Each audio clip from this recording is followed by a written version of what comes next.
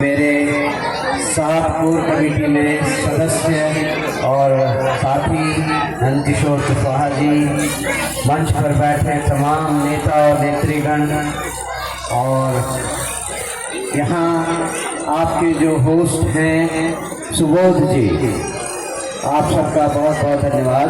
आप सब यहाँ इस कार्यक्रम के आयोजन में शामिल हुए।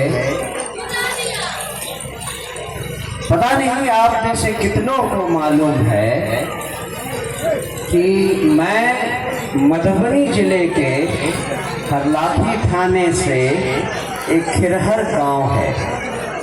मेरा पैतृक घर खिरहर गांव में है। मेरे दादाजी फूस के घर में रहते थे। मिट्टी की दीवार थी और फूस का घर था।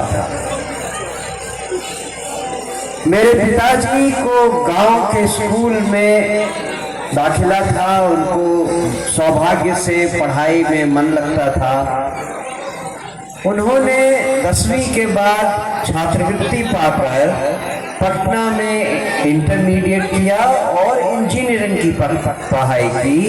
बिहार सरकार में इंजीनियर बने। लेकिन उन्होंने मुझको, मेरे भाई और मेरी बहन को बहुत अच्छी शिक्षा दी। उसी की वजह से, जैसा सुबोध जी से आपने सुन लिया है, मैं पहले नेतरहाट गया, फिर IIT कानपुर गया।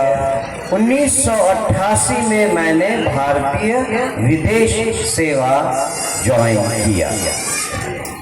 35 साल की नौकरी में 25 साल मैं देश से बाहर रहा।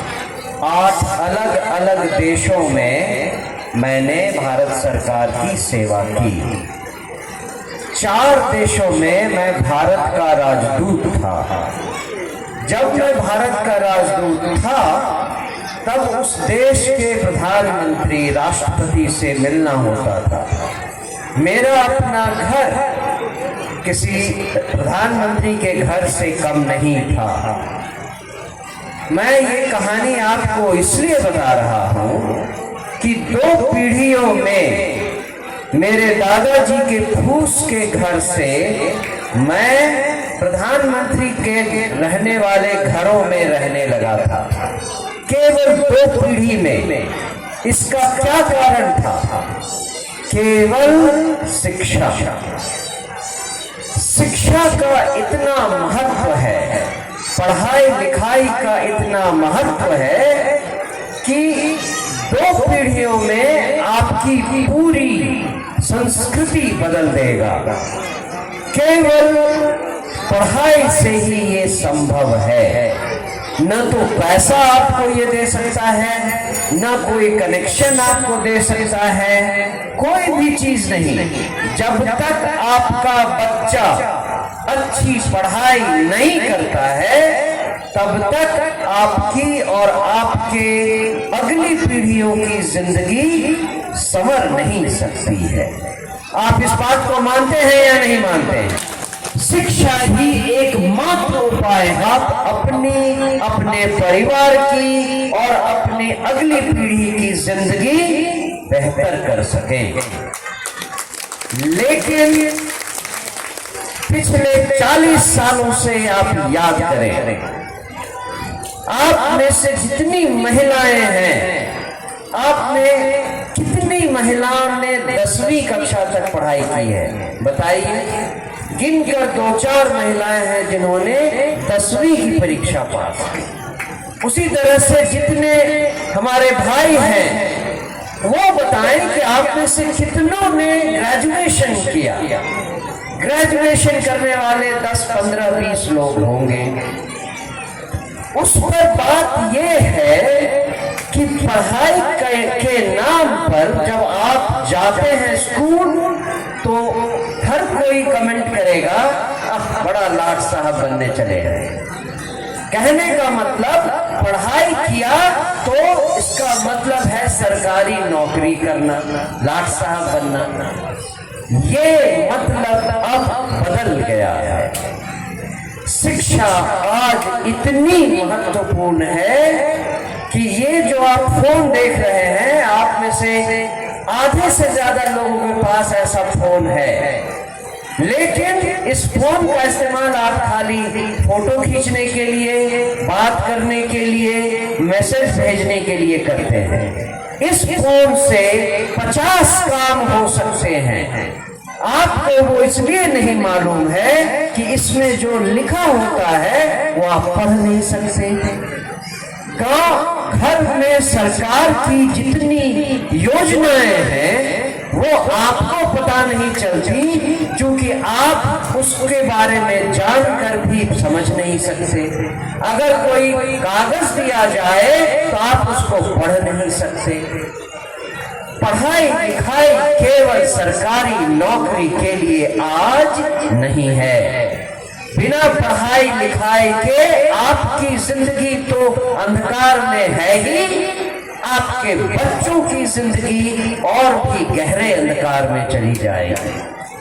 जरूरी ये है कि आप में से हर आदमी, हर औरत समझे कि हमें अपने बच्चे को अच्छी शिक्षा देनी है।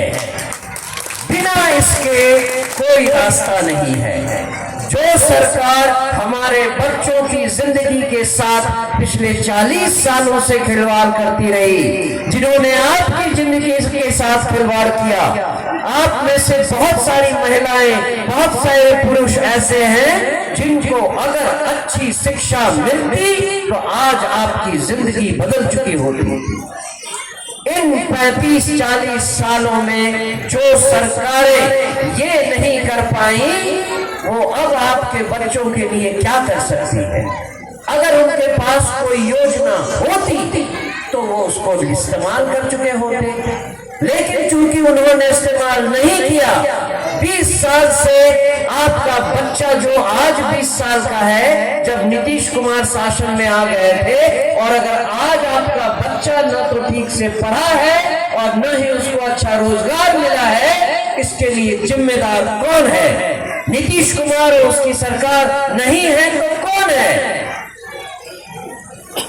अगर इस सरकार में ये कुवत होती, अगर इस सरकार के पास वो नीतियां होती, वो योजना होती, तो आपकी जिंदगी ऑलरेडी बदल चुकी होती।